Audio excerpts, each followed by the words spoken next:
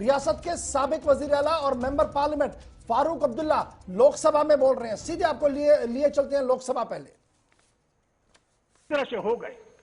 अब मुझे अफसोस से कहना पड़ता है कि लोगों को आपके डीसी और पुलिस के अफसर उनको अपना जिनने उनको मतदान दिया है उसके खिलाफ दूसरों की तरफ उनको कर रहे हैं।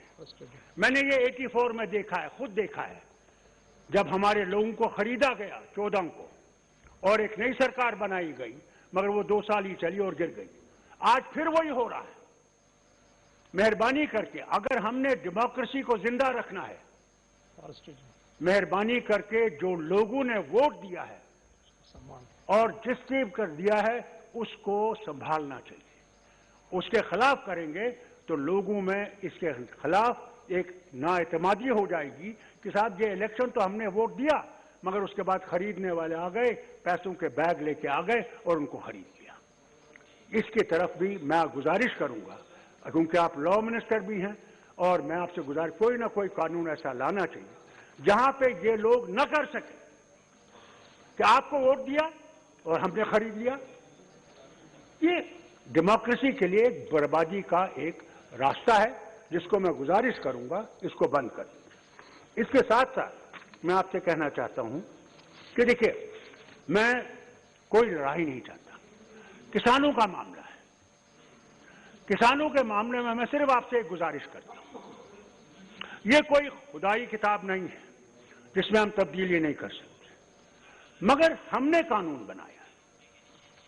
अगर उस कानून में वो चाहते हैं कि इसको रद्द करें तो क्या जाता है कि आप उनसे बात करें और बात करके ये देखें कि वही वो कानून लाइए जिसमें कि किसान जो है, मैं खुद जानता हूं हुजूर, मैं वजीर आला था और हमारे यहां बहुत जबरदस्त वो जो है सूखा पड़ा, और उस वक्त के जो वजीर थे, मैं नाम नहीं लूंगा यहां पे, हिंदुस्तान के मरकज के जो वजीर थे वो आए जम्मू। हमने हेलीकॉप्टर उनके सामने रखा, उन सारे इलाकों में ले गए जहां पे वो सूखा पड़ा था। तो जब उनने दौरा किया, उन्होंने कहा साहब नुकसान तो बहुत जबरदस्त है और हमें मेरे ख्याल से 1000 करोड़ तक इसको देना चाहिए। और जब दिया, हैरान होंगे, हमें 16 करोड़ मिले और मेरे पास डेवलपमेंट के लिए 37 करोड़ थे। मैंने डेवलपमेंट बंद कर दिया। मैंने कहा अगर किसान मर गया तो हम लोग जिंदा नहीं रह सकते, और किसान के लिए मैंने बीज, इंस्ट्रूमेंट्स, जो कुछ भी उनको चाहिए था मैंने सरकार की तरफ से दिया, फर्टिलाइजर सरकार की तरफ से, कि किसान उठे, हम बच सके। आज आपसे भी हाथ जोड़ के ये बात करता हूं कि let us not stand on prestige, let not stand on prestige, this is our nation, we belong to this nation, and if we belong to this nation, let us respect everybody in this nation. मुझे बहुत बुरा लगता है जब मैं देखता हूं हम लोग उंगलियां उठाते हैं जवाहरलाल पे, सरदार पटेल पे, बाकी लीडरों पे, इंदिरा गांधी पे, राजीव गांधी पे, तो मुझे अफसोस होता है कि कल आप ताकत में नहीं होंगे, क्या फिर हम इन्हीं वजीर आजम के खिलाफ बात करेंगे? It is not what Indian परंपरा इज। जो गया उसकी इज्जत की, वो तो अब उधर पहुंच गया है, वहां जवाब देना है, हम सब ने देना है, आपने भी और मैंने भी।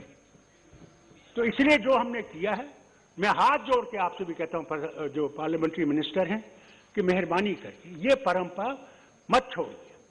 जो गया है, नहीं तो हम उंगलियां उठाते हैं और उंगलियां उठा के बात करते हैं। It is not parliamentary. इसलिए उनकी इज्जत करिए, गौरव करिए जो उन्होंने किया। मैं जानता हूं वो, मैंने खुद, आप में से कई होंगे जिनने सरदार पटेल को कभी देखा ही नहीं है, गांधी को नहीं देखा होगा। मैंने सरदार पटेल को भी देखा है अपने बाप के साथ और गांधी जी को भी देखा। गांधी जी कश्मीर आए तो मेरी मां के साथ और मेरी बहन, उनकी तस्वीर है, एक तरफ मेरी मां है और एक तरफ मेरी बहन है। मैंने इंदिरा गांधी के दिन भी देखा है, अपना डिसमिसल भी देखा है, बाप को जेल भी देखा है 20 साल, मगर मेरे बाप ने कभी जवाहरलाल के खिलाफ बात नहीं की। और जब जवाहरलाल से मिलने गए 20 साल जेल के बाद, तो उन्हों की आंखों में आंसू थे, रोक नहीं सके। तो एक चीज है ना, पॉलिटिकली वी मे डिफर, मगर इंसानियत तो है एक दूसरे में। क्या है, मैं मुसलमान हूं तो क्या हिंदुस्तानी मुसलमान नहीं हूं? और आप अगर हिंदू हैं तो क्या है, क्या वो पैदा करने वाला नहीं है? भगवान जो है और अल्लाह जो है वो सब एक है, कोई फर्क नहीं है। और जब आप फर्क करने लगेंगे तो आप देश को तोड़ देंगे। इसलिए देश को अगर एक रखना है तो हमने इकट्ठे रहकर रहना है, और अगर आपने कोई गलती की हम आपको ठीक करेंगे, हमने गलती की तो आप हमें ठीक करेंगे। यही तरीका है अगर हमने हिंदुस्तान को बनाना है। अगर नहीं बनाना है और तोड़ देना है तो जो मर्जी है वो करिए। इसलिए किसानों से बात करिए, हाथ जोड़ के कहता हूं, किसानों से बात करके कोई हल निकालिए। ये ठीक नहीं है, 90 साल हो गए, आज सारी दुनिया में हमारा वाहवाकार कर रहे हैं, कहाँ हमारी डेमोक्रेसी थी, और आज सारे बोल रहे हैं क्या हो रहा है। और वहां पे कील लगा रखे, हमारे मेंबर्स गए थे, जा नहीं सकते। क्या जाता अगर हम जाते उनसे बात करते, भाई लोगों हम बात करेंगे आपके बारे में, आपकी जो मुसीबतें हैं हम उनको देखेंगे और कोशिश करेंगे कि आपका हल निकालने का। हम यहाँ हल निकालने के लिए बैठे हैं, हम यहाँ आपके लिए मुश्किलें खड़े करने के लिए नहीं बैठे हैं। Take us as opposition, but opposition for guiding you. Tomorrow we may be on that side and you will be on this side. Who knows? At that time, we will respect you more than you have respected us. We never considered you as enemies. You're part of us. As a doctor, I tell you, when a patient comes and takes a drop of blood, क्या उसको बोतल के पूछता है इस खून की बोतल से ये मुसलमान का खून है, ये ब्राह्मण का है, ये उस दलित का है? वो तो ये कहता है मुझे एक और बोतल लगाओ मैं ठीक हो जाऊंगा। अरे भगवान ने हम सबको एक जैसा बनाया है, फर्क है, ठीक है। आप मंदिर जाते हैं, मैं मस्जिद जाता हूं, वो गुरुद्वारा जाते हैं, वो चर्च जाता है। इसलिए किसानों से बात करें। और एक और बात, आखिरी बात, जो आपने 5 अगस्त को किया 90 में, आपने ऐसे कर दिया। हमसे बात करते पहले, पूछे कि भाई क्या ठीक होगा, नहीं पूछा, खुद ही कर। चलो हमारा पार्टी का 70 साल का एक है कि हमने 370 खत्म करना है और 35 से खत्म करना है, हमने देश को एक करना है। हम कब देश में नहीं थे? आपने कभी देश के बारे में कहीं बात नहीं की। मैं वो हूं जिसने यूनाइटेड नेशन में हिंदुस्तान के बारे में बात की, जिसने जनीवा में जाके इस झंडे को गाड़ा रखा। इसकी बात आप करते हैं।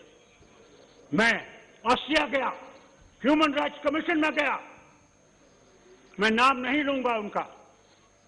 जब मैं वहां से बाहर निकला बोल के, तो हिंदुस्तान के बहुत बड़े थे, वो मुझे कहने, डॉक्टर साहब आप ये क्यों कहते हैं, आप क्यों नहीं हिंदुस्तान के ऊपर कीचड़ उठाते हैं? मैंने कहा ये अमेरिका जो इतना कालों के खिलाफ कर रहा है, क्या उन्होंने कोई बात की उनके बारे में? या जो जुल्म दूसरे कर रहे हैं दूसरों पे, वो बात कर रहे हैं? तो क्या मैं अपने देश को यहां पे काला दिखाऊं?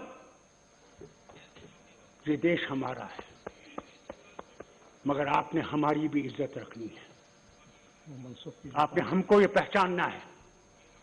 हमने वो झंडा खड़ा कर रखा जबकि आए 1500 मेरे मिनिस्टर मारे गए, मेरे लीडर मारे गए, मेरे वर्कर मारे गए, क्योंकि वो तिरंगा को थामे हुए थे। आज हमें पाकिस्तानी कहते हैं, खालिस्तानी कहते हैं, चीनी कहते हैं। मुझे अफसोस है, मैं आपसे कहना चाहता हूं, याद रखिएगा,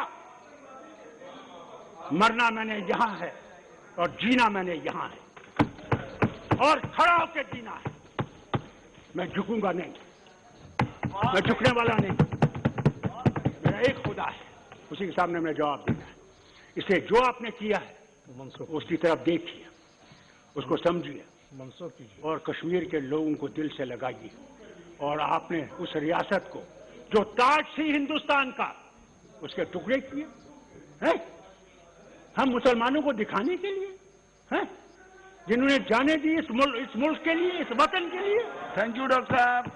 जो इस वतन के लिए खड़े रहे। Please now please conclude. मैं आपसे कहता हूं, प्लीज, मैं आपसे सिर्फ एक गुजारिश करूंगा। बैठिए बैठिए बैठिए। मैं आपसे गुजारिश फाल करता साहब, दानिश अली बैठिए बैठिए बैठिए प्लीज। डॉक्टर साहब सक्षम हो गया, उनको किसी की मदद की जरूरत नहीं है, प्लीज बैठ जाइए। हमारे बैठिए हमारे देश को बैठिए बैठिए और उसका कोई संविधान बैठो। दानिश अली बैठ जाइए आप। मैं यहाँ फाल साहब बैठिए please please sit down, please sit down. मैं लड़ाई करने के लिए तैयार नहीं हूँ। आप डॉक्टर साहब प्लीज। मैं 85 साल का आदमी हूँ। दानिश भाई बैठिए आप, प्लीज बैठ जाइए। देश को प्लीज देखा है बनते। फाल साहब आपने प्लीज सिट डाउन। देखा, मैंने देश को बनते देखा है। हम भीख मांगते थे अमेरिका की। मंत्री जी सच है? ट्रूमन का वो 480 का प्रोग्राम याद है? प्लीज कंक्लूड डॉक्टर साहब, प्लीज कंक्लूड। हमारे पास वो जहाज में सड़ी हुई गंदक आती थी, सड़ी हुई, और यहाँ के किसान की वजह से। और फिर देखिए आज हिंदुस्तान कहां पहुंचा है। आज दुनिया को अनाज खिलाता है, सिर्फ हमें नहीं, दुनिया को। तो ये यहाँ का किसान। नो प्लीज कंक्लूड डॉक्टर साहब। अगर हमने इस भारत को बनाना है तो इकट्ठे बनाना है, अकेले आप। Thank you.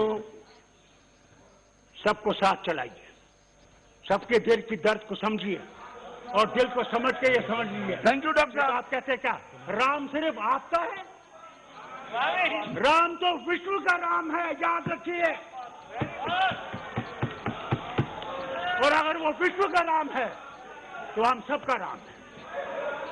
मगर आप लोग राम को बैठे हुए बस, जिससे हम मुसलमानों ने कुरान को यहां लगा रखा है और कहते हैं ये कुरान सिर्फ हमारा है। कुरान हमारा नहीं है, कुरान सबके। प्लीज कंक्लूड डॉक्टर साहब, प्लीज। बाइबल सबके। It's very good note to conclude. सुन लीजिए मेरी बात। 2 मिनट, प्लीज। 2 मिनट बोलना चाहिए। 1 घंटा बोलने दिया उनको। मुझे 2 मिनट बोलने दीजिए बस। मैं आपसे गुजारिश करूंगा 5 कि सबको साथ चलाइए और साथ को चला के हम लोग इस दुनिया को बना सकते हैं और विश्व को दिखा सकते हैं कि हमारे पास क्या चिराग है। उस मुल्क के जो आपने उस रियासत के जो टुकड़े किए हैं, उन टुकड़ों को जोड़ने की बात करें। और अब वो जो आपने हमें काटा है उसको जोड़िए, सीए जरा थोड़ा सा। मैं विनती करता हूं और बहुत बहुत शुक्रिया आपका। थैंक यू डॉक्टर और साहब। आप सब मेंबर्स। थैंक यू डॉक्टर साहब। आपने मुझे मौका दिया। श्रीमती सुनीता आपने मुझे दुग्गल सुनने जी। की कोशिश की, बहुत बहुत शुक्रिया। लोकसभा डॉक्टर फारूक अब्दुल्ला ऐवान से खिताब कर रहे हैं। सदर हिंद रामनाथ कोविंद की शुक्रिया की तहरीक पर बात कर रहे हैं। मोशन ऑफ थैंक्स जो हुआ है उस पर फारूक अब्दुल्ला बात रख रहे थे और बात करते करते जम्मू कश्मीर की सियासत पर खुलकर फारूक अब्दुल्ला आज बोले हैं। न सिर्फ जम्मू कश्मीर के अंदर 5 अगस्त के फैसले को वापस लेने की मांग उन्होंने दोबारा दोहराई है, बल्कि जम्मू कश्मीर के अंदर जिस तरीके से इन दिनों सियासत हो रही है, जो मैंने थोड़ी देर पहले कहा था कि महबूबा मुफ्ती का ट्वीट है, in line between the words Farooq Abdullah भी आज उसी लाइन को टो करते हुए कह रहे थे कि आप जमहूरियत का जनाजा जम्मू कश्मीर से ना उठाइएगा और साथ साथ कानून लाने की बहुत ज्यादा जरूरत है ताकि ये एंटी डिफेक्शन कानून सही तरीके से, ये जो दल बदली का कानून है वो सही तरीके से निफाज में लाया जाए ताकि जमहूरियत परवान चढ़ सके जम्मू कश्मीर के अंदर। और किसानों के मामलों पर भी फारूक अब्दुल्ला ने खुलकर कहा कि कानून कोई इलाही किताब नहीं है कि लिख चुके हैं अब हटेगा नहीं, कुछ भी चीज हो सकती है, सिर्फ इत्मीनान होना चाहिए कि हम सही की ओर चल